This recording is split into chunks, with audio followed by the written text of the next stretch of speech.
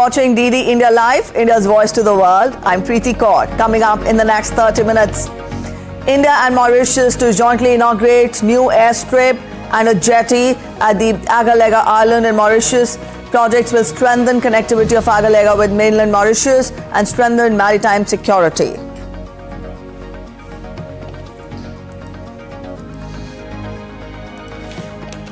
India underscores the urgency for restoring of quick dispute redressal at the 13th WTO Ministerial Conference underway in Abu Dhabi. Also extends support as a leader of the Global South for membership to 22 countries.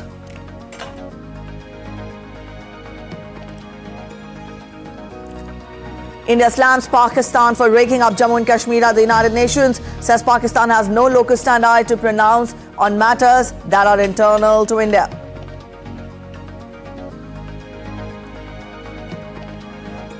US Supreme Court agrees to hear Donald Trump's criminal immunity plea in April. Also, an Illinois judge puts order on hold after the state becomes the third one to bar Trump from the ballot.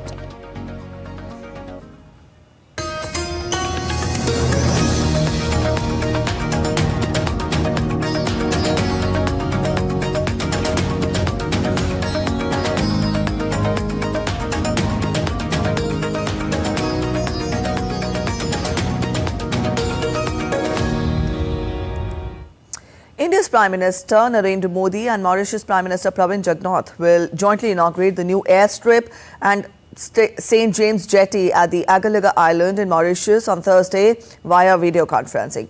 Both the leaders will also inaugurate the 6 community development projects. Now, the projects will fulfill the demand for better connectivity between mainland Mauritius and Agalega Island and will strengthen maritime security and foster socio-economic development in the region.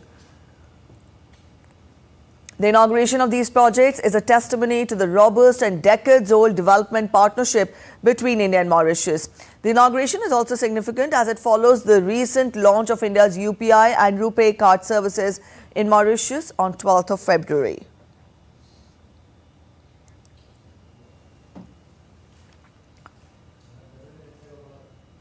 The 13th WTO Ministerial Conference in Abu Dhabi saw India emphasizing on the appellate body's restoration as a top reform priority.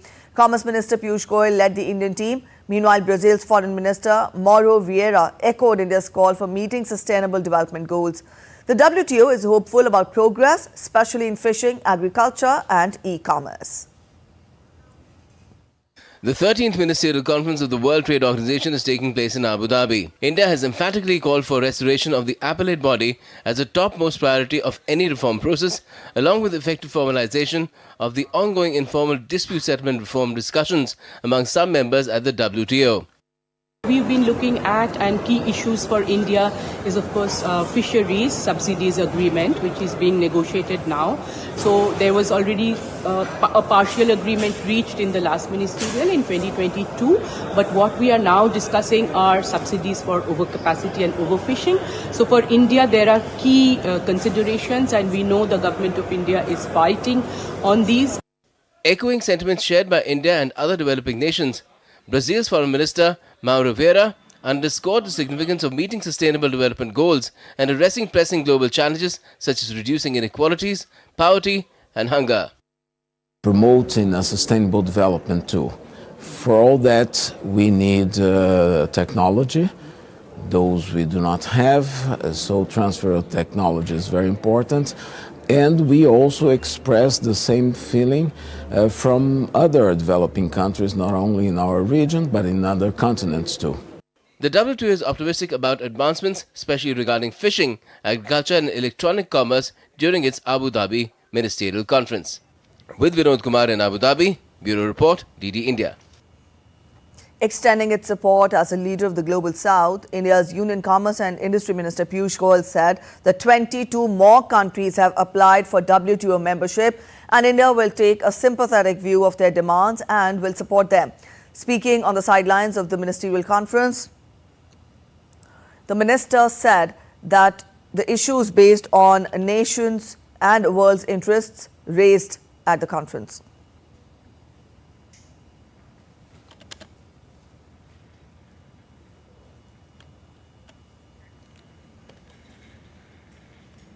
Addressing a press conference on the sidelines of the WTO's 13th Ministerial Conference in Abu Dhabi, the Additional Secretary to the Ministry of Commerce, Piyush Kumar, expressed satisfaction over the fact that WTO conference has been able to raise the concerns of the least developed countries, that is the LDCs, and also developing countries.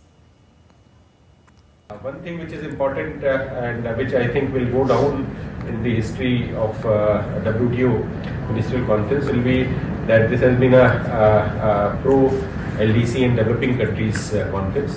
जैसे after 2016 पहली बार membership में दो LDCs countries का शामिल होना और number जो बढ़ा है 166, that is a major achievement of this Ministerial Conference G13, which we have been hailing, and we have also told the chair of the 13th conference.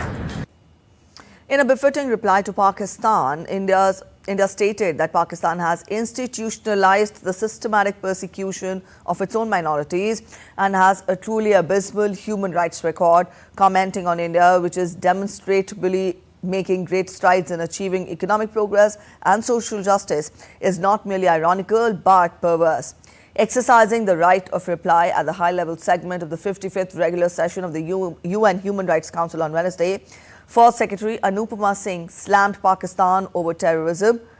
She said that Pakistan has no right to comment on India as its own hands are soaked in the red of the bloodshed from terrorism.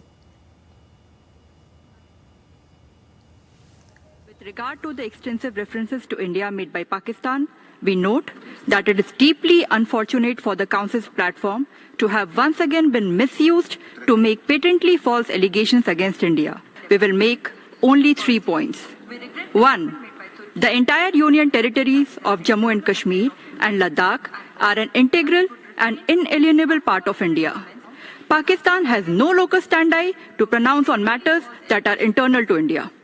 2. A country that has institutionalized the systemic persecution of its own minorities and has a truly abysmal human rights record, commenting on India, which is demonstrably making great strides in achieving economic progress and social justice, is not merely ironical but perverse. 3. A country that hosts and even celebrates UNSC-sanctioned terrorists, commenting on India, whose pluralistic ethos and democratic credentials are exemplars for the world, is a contrast for everyone to see.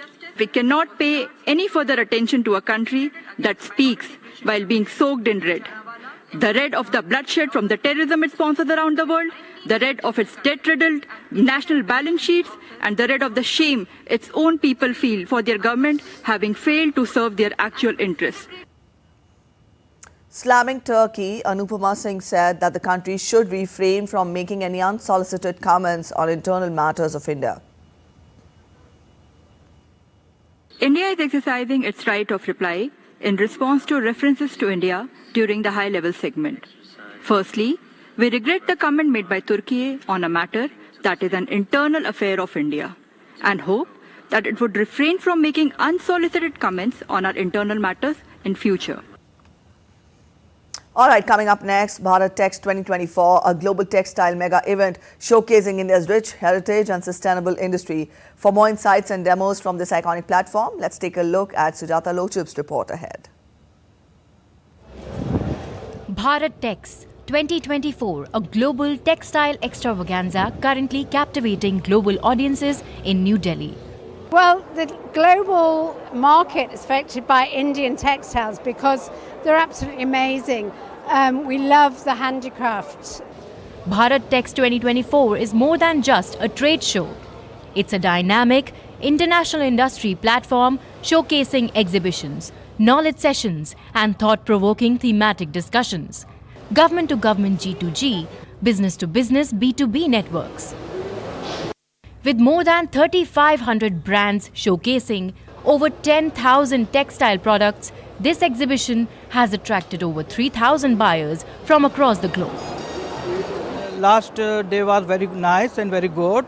There was more than 4 or 5 number of customers had visited, which we have receiving for future good orders. They have given us a number of samples, requirement styles. The event has gone beyond the traditional exhibition format with dedicated pavilions on sustainability and recycling. The exhibition boasts sustainable fashion practices, promoting environment-friendly methods for fabric-to-fiber extraction. I am here in Bharat Tex, displaying the low material impact materials with one of the material, which is Himalayan grass grown in Uttarakhand. And one of the things that it is not using any agricultural land. It grows on the barren lands and providing livelihood to the local peoples in Uttarakhand, women especially. And also promotes eco-friendly packaging methods. Yes, we have had good experience. People have walked in, good number of walk-ins. And moreover, we had interaction with few people who are really interested in the product, and this actually helped us.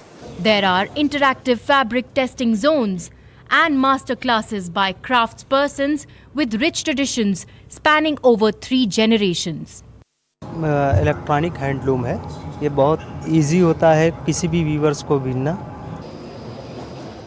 With India's rich heritage in textile, Bharat Tex 2024 aims to highlight and strengthen its image as a custodian of tradition, innovation and sustainability. Textile value chain के सभी elements को 5F के सूत्र से एक दूसरे से जोड़ रहे हैं. ये 5F की यात्रा फार्म, फाइबर, फैक्ट्री, फैशन और फॉरेन, एक प्रकार से पूरा दृश्य हमारे सामने है. 5F के इसी सिद्धांत को ध्यान में रखते हुए हम किसान, बुनकरों, एमएसएमई, एक्सपोर्ट सभी को प्रोत्साहित कर रहे हैं. Bharat Tex 2024 is being hosted at 2 iconic convention centers, that is at Bharat Mandapam and Yashobhumi in New Delhi, offering state-of-the-art infrastructure. Bharat Tex 2024 is a mega textile event which promises to embody seamless fusion of Indian textile heritage along with innovation and technology, further cementing its position as a global textile event. With camera person Sunny and Alok, I Sujata Lojab reporting for DD India. Up next, we take a look at other stories making it to the headlines from across India. The first edition of the Festival of Bharat Lok Sangeet Arunachal Utsav 2024 is underway in India's northeastern state of Arunachal Pradesh. The festival showcases the vibrant tapestry of cultural heritage of the region. The program also offers captivating traditional and folk performances pertaining to the diverse states of India, including Arunachal Pradesh. The event has been organized as part of Ek Bharat Shreshth Bharat initiative. A village in India's Uttar Pradesh is becoming a centre of attraction because of the peacocks in the village. The Koni village in Gorakhpur district has more peacocks than humans. The village has also earned the name of Peacock Village. Every house in the Koni village is adorned with peacock feathers. When a peacock dies, the locals perform the burial in a ceremonial manner. The state forest officials have also named the village as Bird Guardian. NTPC Green Energy Limited, a wholly owned subsidiary of National Thermal Power Corporation, has signed a joint venture agreement with Maharashtra State Power Generation Company Limited to develop renewable energy parks in Maharashtra. The venture will develop gigawatt-scale renewable energy parks. The agreement aligns with the green energy objectives of Government of India for energy transition. You're watching DD India Live. Up next, a short break, but after the break, by-elections in England for a parliamentary seat after the previous lawmaker who represented the opposition Labour Party succumbed to leukemia in January.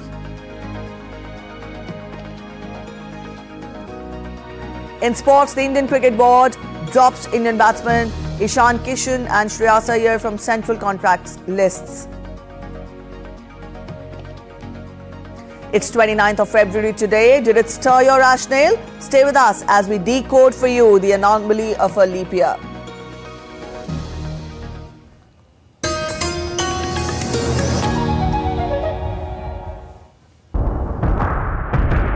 The curious case of Julian Assange. The future of lunar exploration. And the biggest snake discovered in the Amazon rainforests.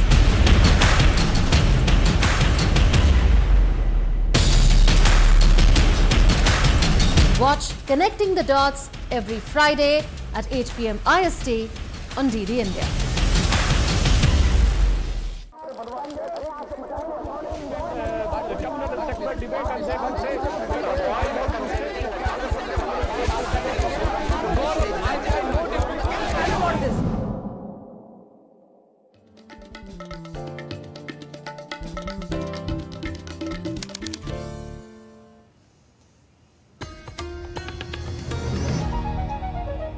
Welcome back after the break. You're watching DD India Live and I'm Preeti. Let's get to international updates. The US Supreme Court on Wednesday agreed to decide Donald Trump's claim of immunity from prosecution for trying to overturn his 2020 election loss. Now, this has given him a boost as he tries to delay criminal prosecutions while running to regain presidency. The justices put on hold the criminal case being pursued by special counsel Jack Smith. They will also review a lower court's rejection of Trump's claim of immunity from prosecution because he was president when he took the action. The Supreme Court set the case for oral argument during the week of April 2022 on a single question, that is, whether and if so, to what extent does a former president enjoy presidential immunity from criminal prosecution for conduct of alleged official acts during his tenure in office. Trump, the first former president to be criminally prosecuted, is the frontrunner for the Republican nomination to challenge Biden, a Democrat, in the November 5th U.S. election. Trump, in a post on his social media platform, hailed the Supreme Court's decision to hear his immunity claim.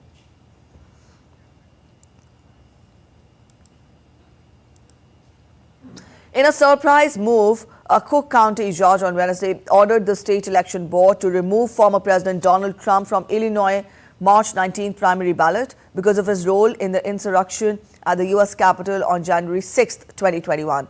Though the decision is delayed from taking effect in light of an expected appeal by the former U.S. President, Judge Tracy Porter's decision comes amid national debate over whether Trump is disqualified from the presidency because of his actions related to January 6, 2021 attack on the U.S. Capitol and whether that attack amounted to an insurrection.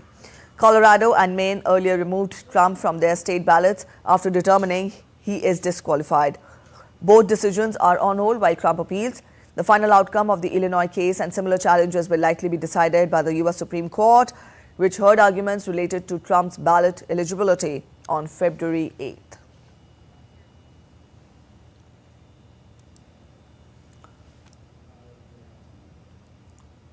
Voters are going to the polls on Thursday in another by-election for a parliamentary seat in England. This one was called after the previous lawmaker who represented the opposition Labour Party died of leukemia in January. It looks set to be another major defeat for the governing Conservative Party, but unlike previous recent by-elections, that won't mean a Labour win as the party felt compelled to resign their endorsement of their candidate following a last-minute scandal. Stuart Smith reports from London.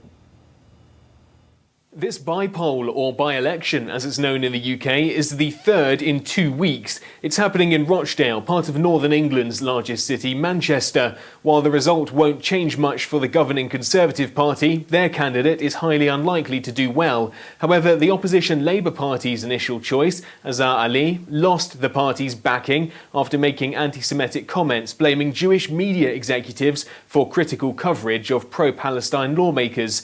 Before that, he was caught on tape claiming Israel deliberately weakened security before the October 7th massacre to give them a green light to attack Hamas in Gaza, a comment he later apologised for. Those controversies forced Labour to drop him, but too late for a replacement candidate to be nominated instead due to electoral rules. It now means the frontrunner in the by-election is not from any of the major parties. Azhar Ali is still predicted to win significant support but is no longer representing the Labour Party. And the new frontrunner is an ex-Labour lawmaker called George Galloway, who became a thorn in the Labour Party's side for decades for taking stances consistently more extreme than party policy and making a name for himself as a controversial outsider. But he's maintained a strong pro-Palestinian stance, and in a constituency with a strong Muslim presence, he could clinch the seat to return to Parliament as an MP for the first time since 2015. Stuart Smith in London, reporting for DD India. Italian firefighters have successfully rescued dozens of strangled people in Montebello. After heavy rains in the north caused flash floods, authorities raised the alert level for potential extreme weather events on February 26th, anticipating exceptional rainfall in the coming days. 7 stranded people were airlifted to safety.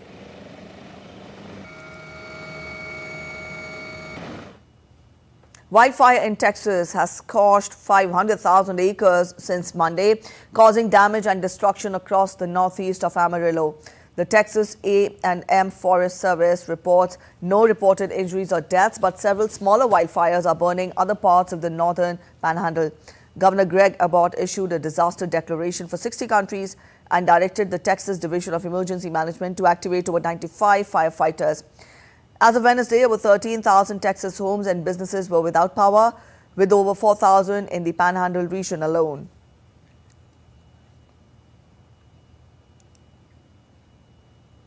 Brazil, Venezuela and Bolivia experienced the highest carbon emissions in February 2024 for the 21st consecutive month, according to the Copernicus Atmosphere Monitoring Service. The Amazonian state of Roraima in Brazil experienced high wildfire intensity, with estimated emissions of 4.1 and 5.2 megatons, respectively. Drought conditions and heat waves in these regions contributed to the high number of fires.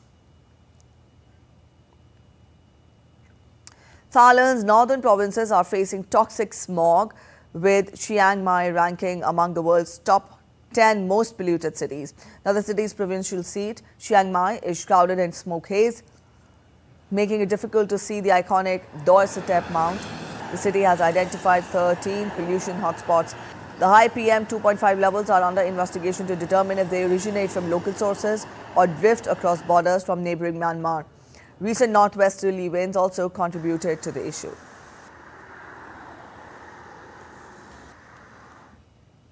The team behind a US space lander says their mission has changed the economics of landing on the moon. Speaking on Wednesday, representatives from Intuitive Machines and NASA said the Odysseus lander will be put to sleep before being powered up again in the next 2 to 3 weeks. Last week, it became the first privately developed spacecraft to soft land on the lunar surface. Sally Patterson gets us more. The CEO of Intuitive Machines, which created the Odysseus moonlander, called the past week's mission a daunting journey. Stephen Altimus says his company had overcome many engineering challenges to make the mission a success. The space lander, affectionately referred to as Odie, managed to touch down on the moon gently and with precision, according to its creators. But it tipped over during its landing near the moon's south pole, and earlier this week the company said the mission would be cut short. Intuitive Machines, though, called the mission a success, pointing to the steady stream of data it's been sending back to Earth for controllers to analyse. All of the payloads on board, both commercial and NASA pieces of equipment, were functional. The briefers said all the commodities, such as helium and power, brought for the mission had been used up. The company says it's changed the economics of landing on the moon and kicked open the door for many more missions in the future. That includes sending human explorers back to the moon. The company acknowledged that though this was a US landing, it was a truly global effort. The team worked with NASA and also with countries around the world, including India, to make the mission possible. That included using antenna dishes and also in the supply chain. Sally Patterson in New York, reporting for DD India. All right, let's take a look at sports updates now. In a big move, the Indian Cricket Board, BCCI, on Wednesday dropped Indian middle order batsman Shreyas Iyer and wicketkeeper Ishan Kishan from its annual central contracts list 2023-24. The national body removed Iyer and Kishan from the central contract list, despite both of them featuring in India's ODI World Cup campaign last year. The duo were excluded after ignoring the directive from BCCI to play the Ranji Trophy. There were many speculations about the duo being dropped. Ishan Kishan took a break midway into India's tour of South Africa, after which he was not picked for the T20 International Series against Afghanistan and the Test Series against England.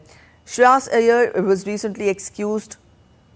In fact, he recently excused himself from a Ranji Trophy game of Mumbai due to a back issue. Meanwhile, among other players, Rohit Sharma, Virat Kohli, Jasprit Bumrah and Ravindra Jadeja figured in the A+ category. On to Khelo India University games now. Chandigarh University beat the top seed Jain University 3-1 to clinch the men's badminton team gold, while Adamas University bagged the women's team gold title. Adamas University did not break much sweat in the women's team final, with former national champion Anupama Upadhyay, also a TOPS development athlete, winning both her singles and doubles matches against Sri Jagdish Prasad GT University. With just one day left for the curtains to come down on the 4th edition of the Games, Chandigarh University leads the standings with 26 golds, 17 silvers and 16 bronze medals. Lovely Professional University continues to occupy second slot, while Jain University is at the 3rd position. This year, there is an unusual date on your calendar, February 29th, meaning 2024 is a leap year.